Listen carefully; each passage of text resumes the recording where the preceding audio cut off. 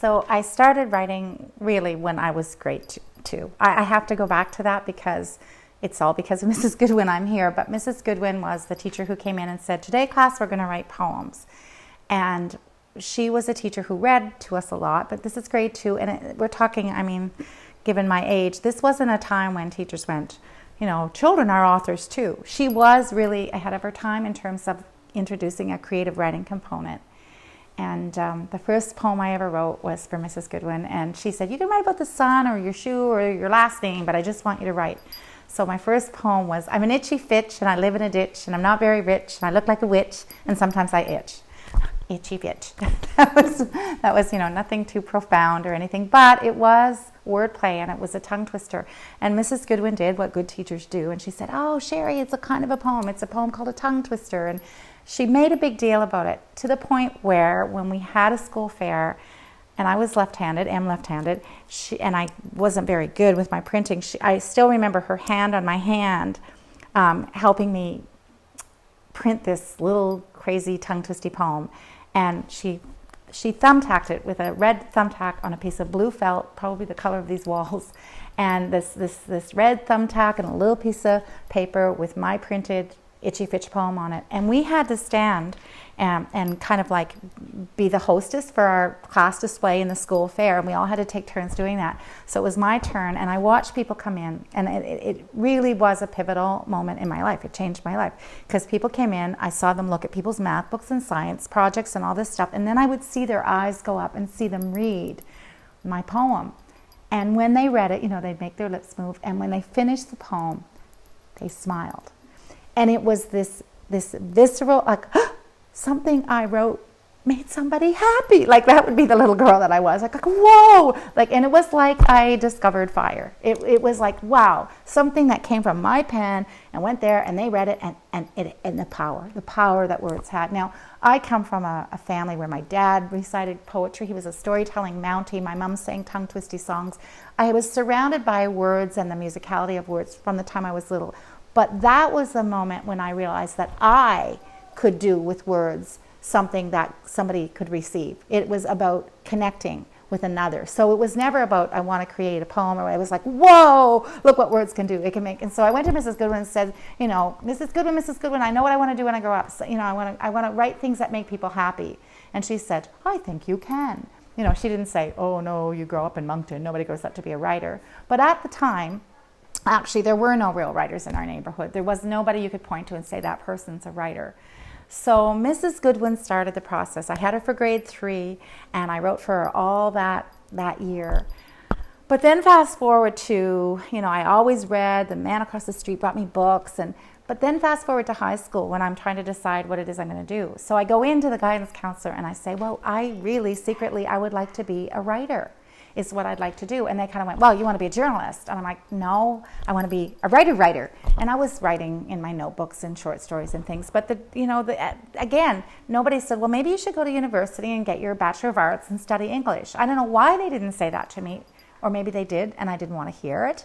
But I heard journalism, and I knew I didn't want to do journalism. So what did I do? I became a nurse. No. So I went into nursing, and I didn't graduate from nursing, but that when I graduated from high school, I went into nursing, left nursing, had a baby, and then started writing for him. So the process from the dream was there from the time I was little. Like, wouldn't it be cool if I could grow up and be like Lucy Maud Montgomery? Like, my parents did actually take me to Lucy Maud's place, and I saw that she was dead. And, you know, but Anne of Green Gables was huge growing up in the Maritimes.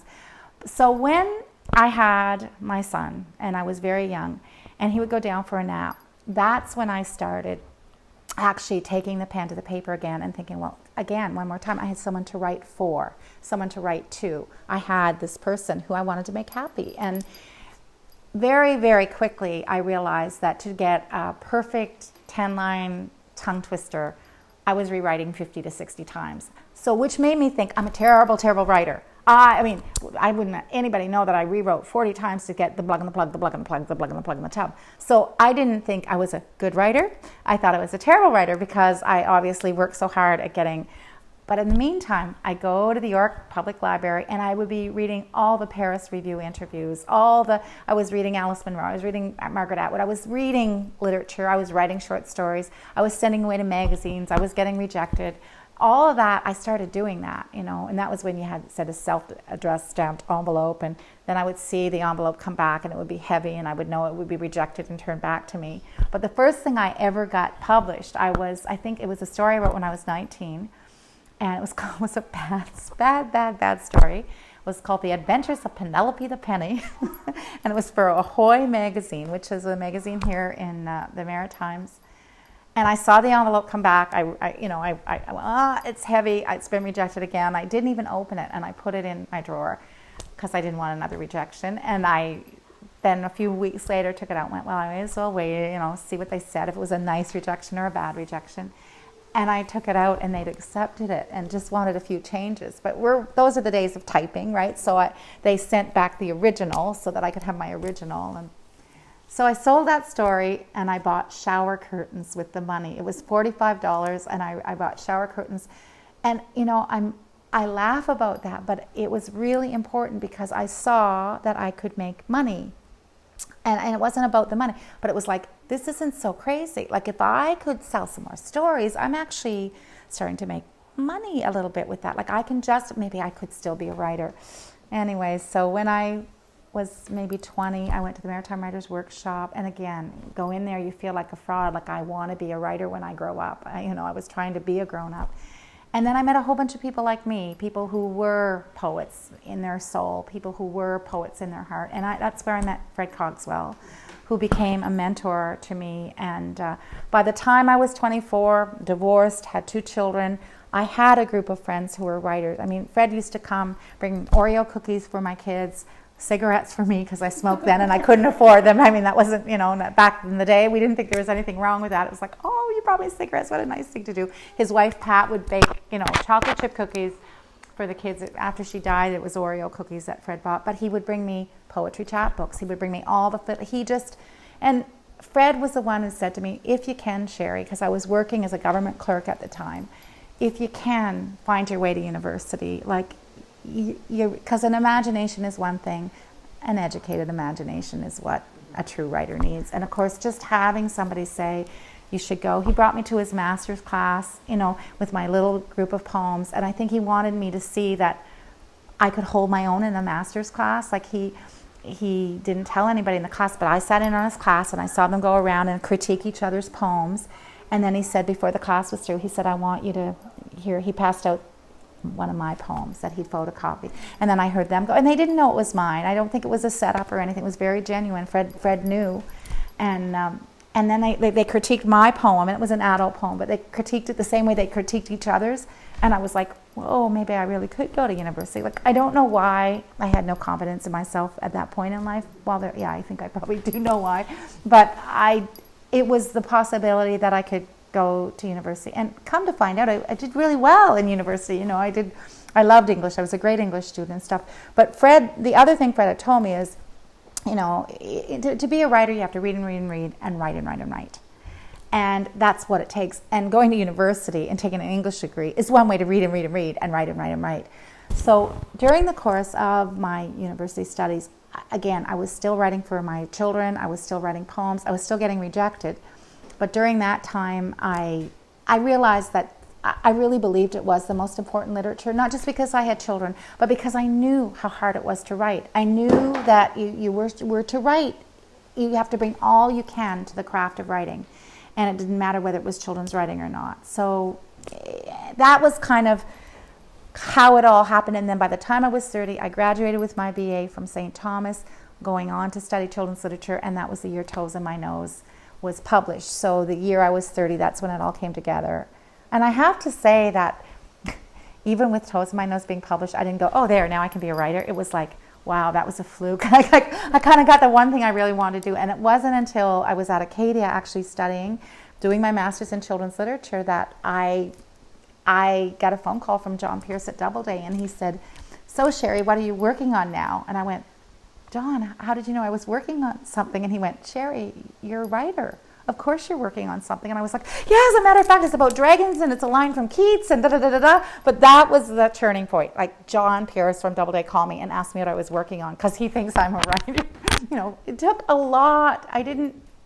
I didn't have, I mean, it's hard to say, I want to be a writer. It's hard to own that. It's hard to, and then you're doing something like Toes in My Nose. I was like, so what is the title of your book? And I go, Toes in My Nose.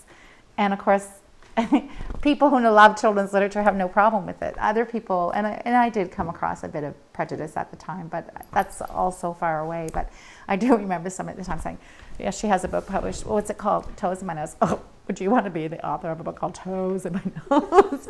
That makes me laugh now. It's like 25 years ago this fall, and there's a new edition of it coming out. And I just think, wow, that's amazing to me. And now, I can have it for my grandchildren. But so that's kind of the story of how I grew up to be a writer, and you can too, as long as you have a Mrs. Goodwin and a Fred Cogswell and a whole bunch of great teachers and librarians who say, oh, we know how to use this in the classroom. We know what we're going to do with these books. Grandparents and parents who read to their kids. So you learn really early on. I did, at least for me. It goes back to that little girl who was in grade 2 who went, writing is about connecting with an other. It's about community. It's about people sharing in this image on the page together, or the sound of the words together. That was the magic to me, the storytelling, sharing part of it. I work still really, really hard at all of the other stuff of it, but that's still the part I love the best too. That when somebody says, well, my sister the other day was at a meeting. She's a police chief person, right? And she said she was standing in line at the buffet, and somebody asked her if I was her sister, and she said, yeah. And she said, this is great big man who's a police chief somewhere, and he was like, shh, shh, there are sleeping dragons all around, and he started reciting sleeping dragons, and she's like, Sheree, that's so cool. I was like, that's so why you do what you do, right? It's that amazing part of poetry that's so, it's magic.